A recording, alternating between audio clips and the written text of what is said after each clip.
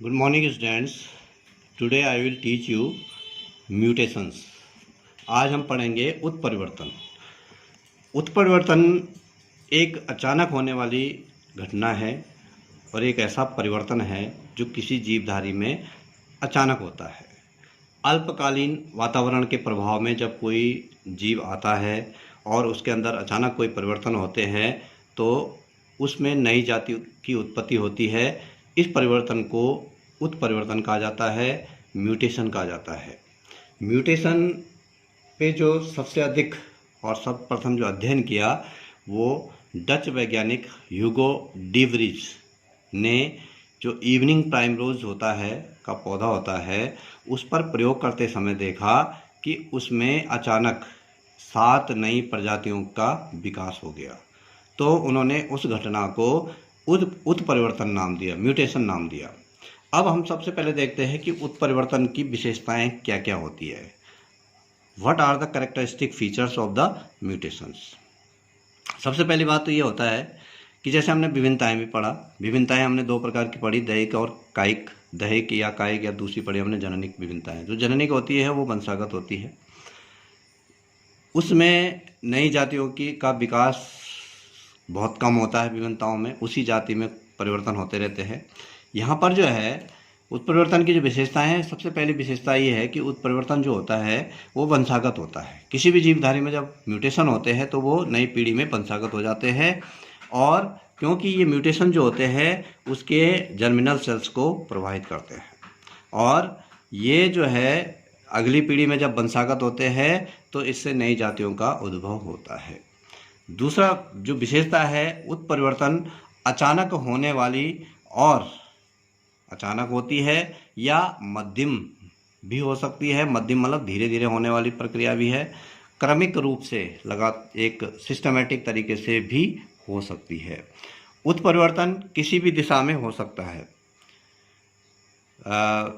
Negative direction में भी हो सकता है, पॉजिटिव डायरेक्शन में भी हो सकता है। प्राकृतिक रूप से जो प्रजनन वाले जीवधारी होते हैं, प्रजनन करने वाले जो जीवधारी होते हैं उनमें उत्परिवर्तन समय समय पर प्रकट होते रहते हैं। 1-2 पीढ़ी बाद जो है उनमें उत्परिवर्तन होते रहते हैं। उत्परिवर्तन जो है वो प्राकृतिक चयन से भी प्रभावित होती है। जो प्राकृतिक नेचुरल सिलेक्शन होता है, प्रकृति जो है उत्तम का सिलेक्शन करती है हमेशा, और इसमें जो है प्रकृति पौधों या जीवधारियों में जो हानिकारक उत्परिवर्तन युक्त जीव होते हैं उनको अस्वीकार करती है प्रकृति, और जो लाभकारी उत्परिवर्तन युक्त जीव होते हैं उनको प्रकृति के द्वारा स्वीकार किया जाता है। इस प्रकार से ये उत्परिवर्तन की विशेषताएं हैं। अब हम देखते हैं उत्परिवर्तन के प्रकार, काइंड्स ऑफ द म्यूटेशन। उत्परिवर्तन को हम 2 वर्गों में बांटते हैं। पहला प्रकार के जो उत्परिवर्तन होते हैं उनको बोला जाता है गुणसूत्रीय उत्परिवर्तन, क्रोमोसोमल म्यूटेशंस, और दूसरे होते हैं जीन उत्परिवर्तन या जीन म्यूटेशन। तो सबसे पहले हम शुरुआत करते हैं गुणसूत्रीय उत्परिवर्तन से। इसको जो है क्रोमोसोमल म्यूटेशन कहा जाता है। इसको भी हम 2 वर्गों में बांटते हैं। एक होता है संरचनात्मक उत्परिवर्तन, स्ट्रक्चरल और मॉर्फोलॉजिकल म्यूटेशन, और एक होता है गुणसूत्रों की संख्या में परिवर्तन, changes in the chromosomal number. अब सबसे पहले हम देखते हैं गुणसूत्रीय उत्परिवर्तन के अंतर्गत संरचनात्मक उत्परिवर्तन, स्ट्रक्चरल मॉर्फोलॉजिकल म्यूटेशंस। ये जो होते हैं ये 2 प्रकार के होते हैं। एक होता है अंतः गुणसूत्रीय रूपांतरण और दूसरा होता है अंतरा गुणसूत्रीय, इंट्रा क्रोमोसोमल मॉडिफिकेशन।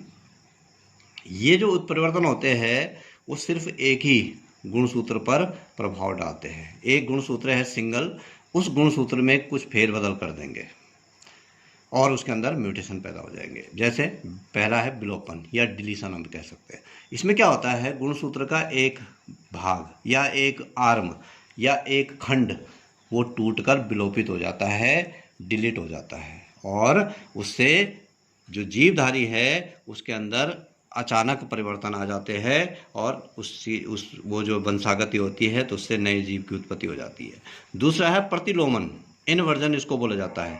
इसमें क्या होता है, जो एक गुणसूत्र है उस गुणसूत्र में माना हमने इसको जो है इस प्रकार से डिवाइड कर दिया, उसके खंडों को ABCDEFGHIJK L तक डिवाइड कर दिया।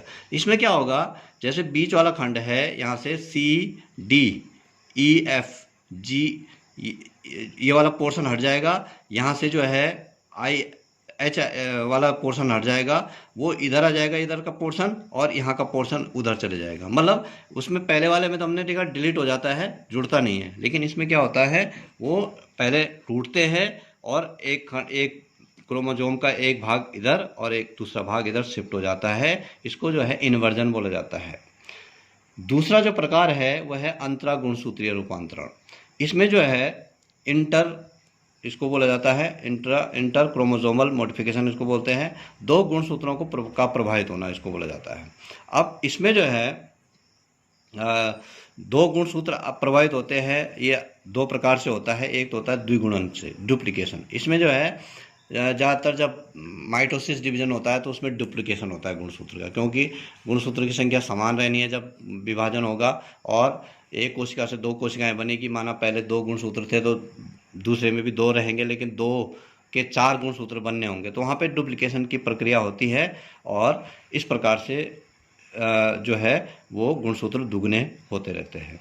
दूसरा है स्थानांतरण। एक गुणसूत्र का खंड टूटकर दूसरे गुणसूत्र के खंड के साथ, वहाँ पहले हमने जो पढ़ा था प्रतिलोमन, उसमें तो उसी गुणसूत्र के खंड जो है उसी गुणसूत्र के खंड के साथ जो है ट्रांसफर हो जाता है। यहाँ पर क्या होता है, एक गुणसूत्र का खंड टूटा, दूसरे गुणसूत्र के साथ जुड़ गया, और उस दूसरे वाले गुणसूत्र का खंड जो है पहले वाले गुणसूत्र के साथ जुड़ जाता है। तो ये तो हो गया संरचनात्मक उत्परिवर्तन। दूसरा उत्परिवर्तन होता है क्रोमोसोम में गुणसूत्रों की संख्या में परिवर्तन, चेंज इन क्रोमोसोमल नंबर।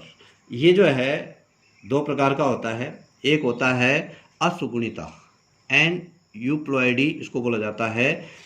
इसके अंतर्गत जो कायिक गुणसूत्र होते हैं उनकी संख्या में एक या अनेक सूत्र या तो बढ़ जाते हैं या घट जाते हैं। जो 22 जो ऑटोसोम होते हैं, कायिक गुणसूत्र होते हैं, उनकी संख्या एक बढ़ जाती है या एक घट जाती है, या उससे ज़्यादा जो है दो या तीन जो भी है बढ़ सकते हैं और घट सकते हैं। और कैसे?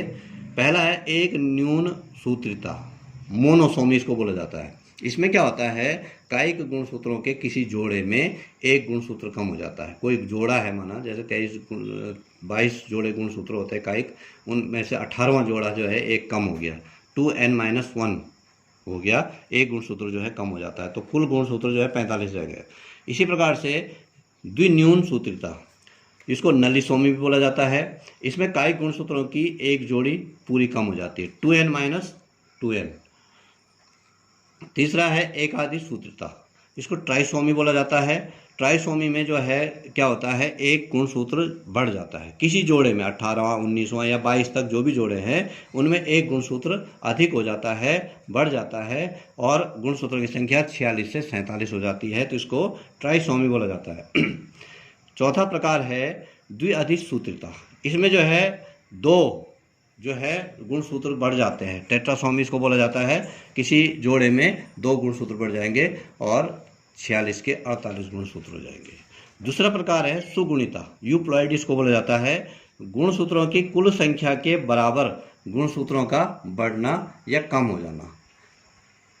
जितने गुणसूत्र है उतने ही गुणसूत्र जो है बढ़ जाते हैं या उतने ही कम हो जाते हैं। ये जो जब डिवीजन होता है, मियोसिस या माइटोसिस, उस समय ये घटना होती है। दूसरा है अब इसमें जो क्रोमोसोमल म्यूटेशन है उसके अलावा है जीन उत्परिवर्तन।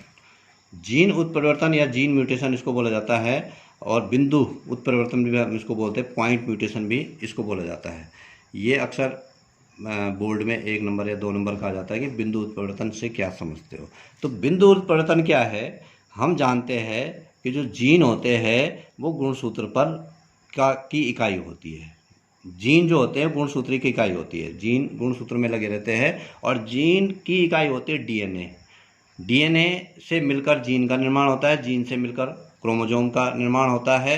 डीएनए जो बने होते हैं वो न्यूक्लियोसाइड, न्यूक्लियोटाइड, या जो हम नाइट्रोजनस क्षार कहते हैं, नाइट्रोजनस बेस जो कहते हैं, पायरीन और पिरिमिडिन्स जो होते हैं 4, उनसे मिलकर बने होते हैं, या पेंटोज शुगर होती है उसमें, फॉस्फोरिक अम्ल होता है। तो ये जो केमिकल भाग होते हैं उनमें इन डीएनए की श्रृंखला में कोई अचानक परिवर्तन आ जाता है, न्यूक्लियोसाइड में कोई परिवर्तन आ गया, न्यूक्लियोटाइड में कोई परिवर्तन आ गया, या नाइट्रोजन बेस में कोई परिवर्तन आ गया, शुगर में कोई बेस परिवर्तन आ गया, तो उसको बोला जाता है जीन म्यूटेशन। उसकी वजह से जीन में म्यूटेशन आ जाता है। जीन में म्यूटेशन आएगा तो गुणसूत्र में म्यूटेशन आएगा, गुणसूत्र में म्यूटेशन आएगा तो किसी जीवधारी में म्यूटेशन आएगा।